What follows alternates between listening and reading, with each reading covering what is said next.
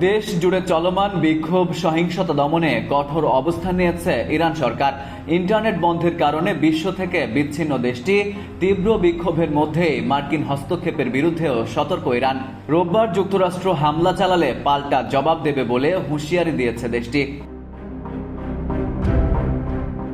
Reuters জানিয়েছে, বিক্ষোভকারীদের সুরক্ষার অজুহাতে প্রেসিডেন্ট ডোনাল্ড ট্রাম্প ইরানে হামলার হুমকি দিলে এর জবাবে তেহরান যুক্তরাষ্ট্রের সামরিক ঘাঁটি এবং ইসরায়েলের বিরুদ্ধে প্রতিশোধ নেওয়ারও হুমকি দিয়েছে।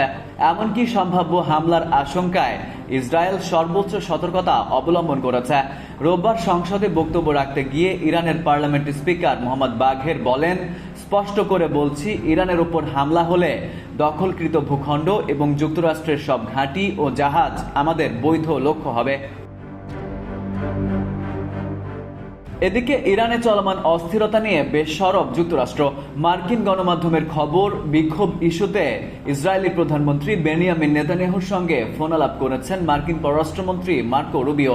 সামাজিক মাধ্যমে দেওয়া পোস্টে ইরানি বিক্ষোভকারীদের সহায়তার ইঙ্গিত দিয়েছেন ডোনাল্ড ট্রাম্প। এমনকি নিউ ইয়র্ক টাইমস বলছে, সামরিক অভিযান চালানোর প্রাথমিক আলোচনাও করেছেন তিনি।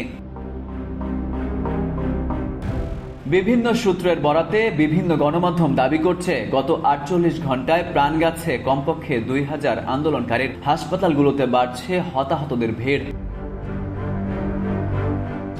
Farid U Ahmed, IBTV USA।